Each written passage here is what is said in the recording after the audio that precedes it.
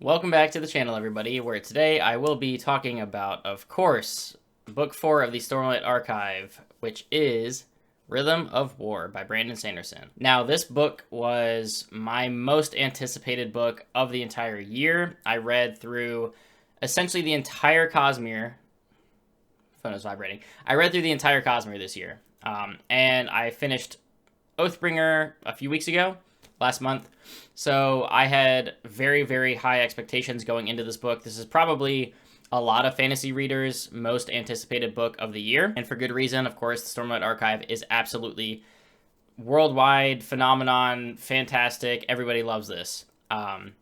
For me, this book met most of my expectations, but also has easily, hands down, the most boring aspect of the entire Stormlight Archive, and I'll get into that in just a little bit. So I'm going to start with the basic plot and overall story, just to kind of set up the book. This is all going to be spoiler-free, of course, and then I will jump directly into my biggest negative and then go on with the rest of the positives. Now, obviously, this is the fourth book, so we're setting up for book 5. This takes place not immediately after Oathbringer. This is 1 year after Oathbringer, which is the first time jump that has happened in this series. And once again, this book begins with a fantastic prologue. Right out of the gate, we see the murder of Gavilar once again. This is, I believe, the fourth time now that we've seen this, because we see it in every book. It's kind of like seeing Bruce Wayne's parents get murdered every time there's a new Batman movie, but we see it from different perspectives, which is super cool. We get Navani's perspective this time around, which, that's not a spoiler, this is the prologue of the book. But you see her perspective of that, and you get so much more context added. You know, every time that we see the scene happen, you get a different context for it. Like Way of Kings, you get Zeth's perspective of it. So it's cool that Sanderson's doing this, where he's showing you the same scene over and over again, but from different people, and it changes the dynamic, it changes the setting of it, it changes the emotional impact of it, and that's something that I don't really see in a lot of books, and that's super cool and commendable. So obviously the overall story, you're still building towards this big epic, what I think is going to be epic battle at the end of book, this first arc, and as you're moving towards that, you have, Dalinar trying to band all these Radiants together, trying to work with the Parshendi, trying to just kind of unite the kingdom to face this threat. And Odium, of course, is at the center of this. So the ultimate theme and plot of this book is the continuation of the story that has been built up over 3 books. You have Kaladin, Dalinar, Shallan, Adolin, the entire main cast, still fighting kind of against the Parshendi, while Dalinar is also trying to understand his meaning in the world and what he needs to do to unite the kingdom, unite Roshar against the greater evil, which basically is being led by Odium. There's this whole brutal war that's going on is just, reaching its peak.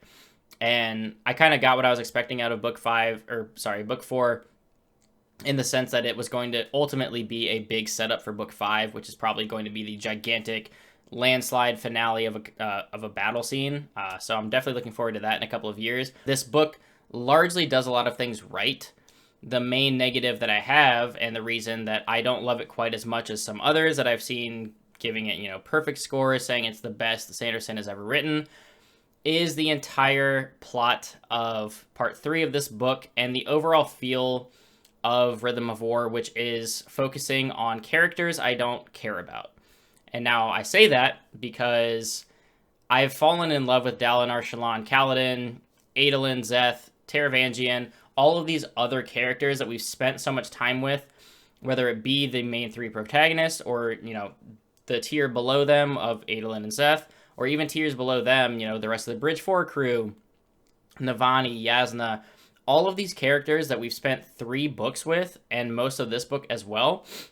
Sanderson decides to then basically use this book as a vessel to set up book 5.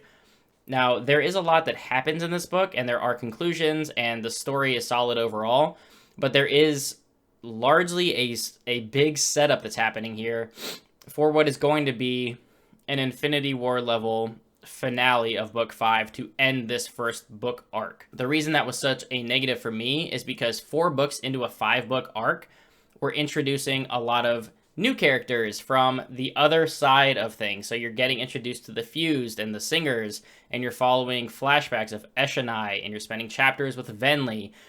These were just boring to me. I never felt connected to any of these characters. Raboniel is probably the one character that got the most interesting. But other than that, we spend large chunks of this book, and again, this is not unique to me. It might be unique to how much I disliked it, but it's not unique to me how pretty much universally it seems like everybody likes the flashbacks in Rhythm of War the least of the 4 books, and that is because of the subject matter. I mean, we just came off of a book where we're spending all of the flashbacks on Dalinar and Oathbringer, and that book was fantastic. That was my second favorite book, right behind Words of Radiance, which I don't think he can top. This, I would probably slot behind Oathbringer, but in front of Way of Kings. But this really took me out of it anytime. I mean, I was not falling asleep, but I mean, this is the first time in a Stormlight book since, I guess, almost my introduction to it in The Way of Kings, when I thought the beginning of that was rather boring. This was really the first time that I was struggling to get through some of these chapters and just not wanting to read any more of these POVs because I just didn't care. The counter to that, though, that's my main negative out of the way. I wanted to get that out of the way first. The rest of this review is going to be positive, but that for me, like, I can't put this at the top. I can't say that this was, a masterpiece. This was fantastic, because that was such a detractor for me that it really hampered some of the reading. But onto one of the best things that this book does, which is the interludes. Now, the interludes in this book, I felt, did the best job of bringing the story together and having extra context added to the overall story. Whereas in previous books, I felt like the interludes were sort of like side scenes, like, things happening in the background or off to the side. The interludes really felt like they mattered and were impactful and interesting to read. It wasn't like reading through the main story and then, oh, by the way, here's Lift. Like, here's her introduction, and then back to the main story. Or here's Non-Balat, and then back to the main story. Like, this actually felt cohesive. So I appreciated the structure and the format of that this time around, because while I didn't enjoy the flashbacks, the interludes were fantastic. Now, of course, once again, Sanderson knocks it out of the park with most of the characters here. To my negative point, I don't care about Venli or Eshonai or really any of, like, them, that side of the aisle. Kaladin still remains my number 1 character. He is a fantastic protagonist to follow. Sanderson has done a brilliant job of not only with Kaladin, just all these characters being broken in one way or another. You're not rooting for any Mary Sues of a character. You're not rooting for somebody who's, brimming with bravery and courage all the time and wins every fight that he's in. Kaladin is truly a damaged character. He's battling depression. He's had suicidal thoughts before.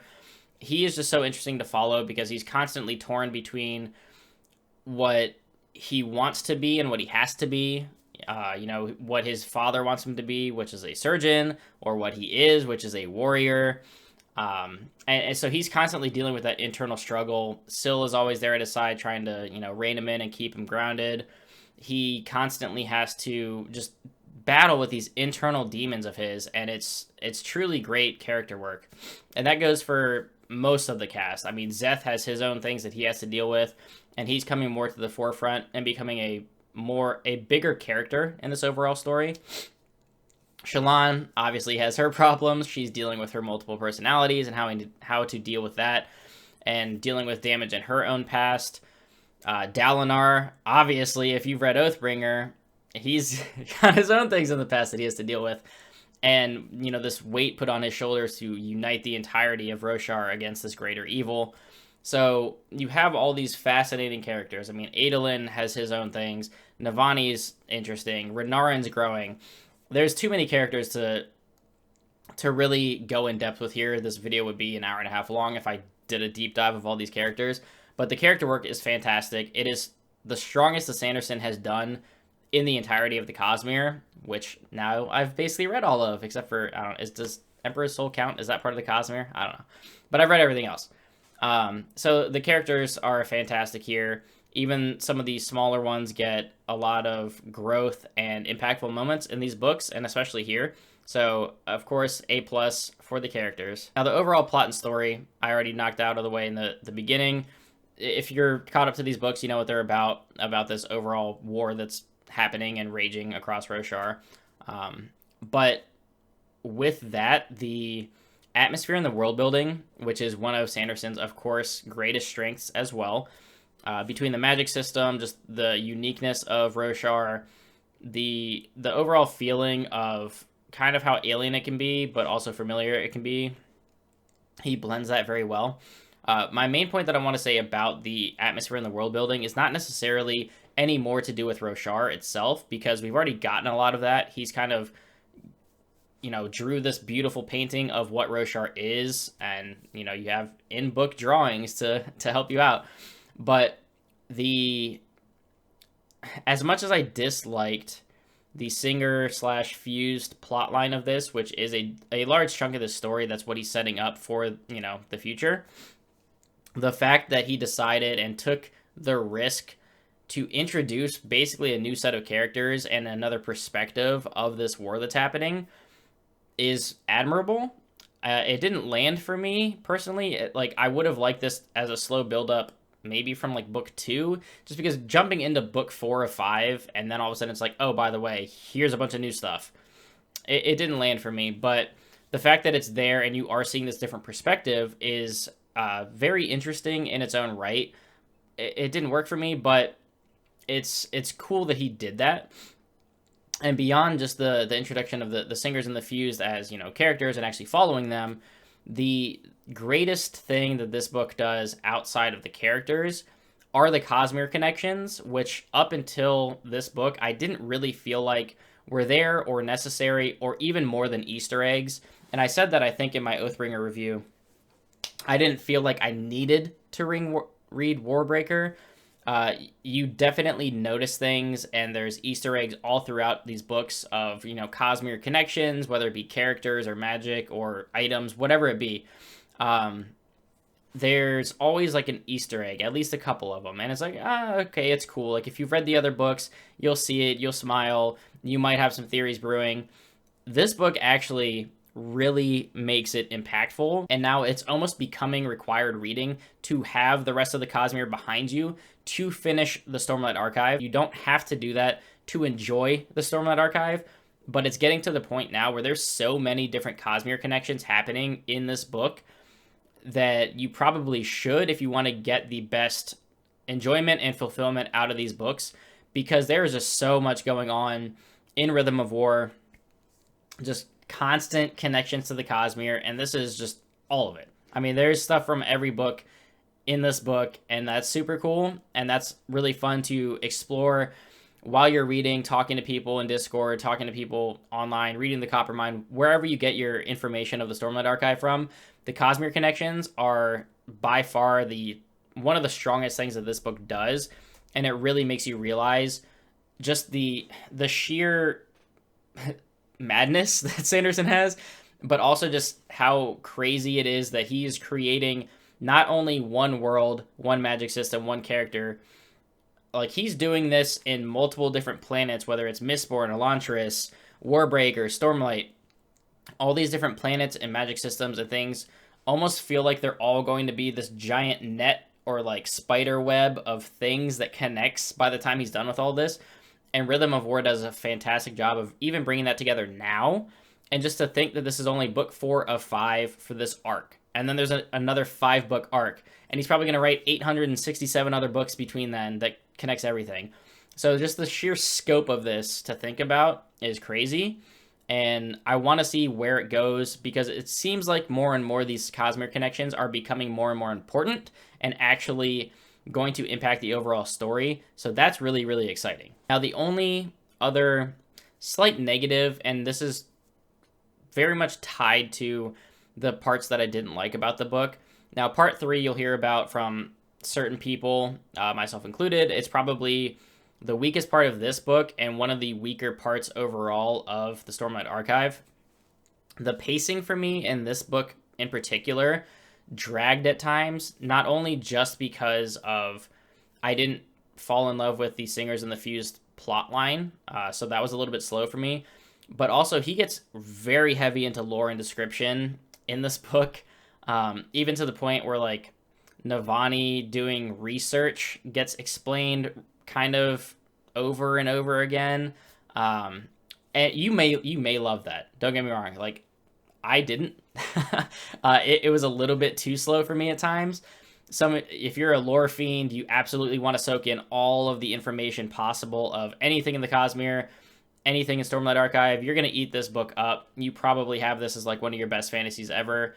I'm happy for you. I didn't really love that about this, which again, kind of threw off the pacing for me a little bit. This did feel its page count for me because of that. And these books keep getting bigger and bigger, so hopefully I get less of that in book 5, because I feel like this arc's almost over. I don't need more things being explained. That's just me. That might be a personal gripe, but please feel free to disagree with me. I still overall really enjoy this book, love this series, but there were some missteps for me here, so I would have to knock it down a little bit for that. Oh, okay, so last thing before I end the review, fuck Moash. Ultimately, though, even with the negatives, this is still a very solid book. I would probably rank it behind Oathbringer because I genuinely loved Oathbringer. I loved exploring Dalinar's character, especially in those flashbacks. It had epic battles in it. Some of it was missing for me in this book, unfortunately, but I have heard some people say the Sanderlanche isn't really there in this book. I very much disagree with that. It's not on the scale of something like A Words of Radiance or even Oathbringer was, but there's definitely a Sanderlanche here, and it is, once again, the most exciting and exhilarating part of this book. The dude knows how to write a finale. I don't think he's ever written a finale I didn't like, and it was fantastic here as well. There's a lot of holy shit moments that happen toward the end. There are a lot of holy shit moments that happen toward the end of this book, but overall, very good book. Yeah, there's some serious negatives here, which if you wanted a rating from me, it would not be perfect. But I don't do ratings, so it doesn't matter. So I will just say, for some people, this is going to be the best Stormlight book that you've read. For others like myself, it is not. But either way, the worst Stormlight book or second to worst Stormlight book is a very damn good book and steps over a lot of other fantasy books that exist. So I would never say that this was a bad book, even with the negatives that I do have for it. So obviously I recommend reading this. The Stormlight Archive is something that is truly ambitious and unique and kind of crazy to me that it exists, and that it's just the scope of everything in the Cosmere beyond Stormlight is something to really appreciate and look forward to. And I do. So I'm looking forward to book 5 and beyond. That is going to wrap up this review. So like and subscribe as always. Join the Patreon if you do want to support the channel. That is always optional, but always appreciated. Do hop in Discord, though, or leave a comment down below. Let me know your thoughts on Stormlight overall, what you liked and disliked about Rhythm of War. If you think I'm completely off base, feel free to tell me. But until next time, everybody, keep reading.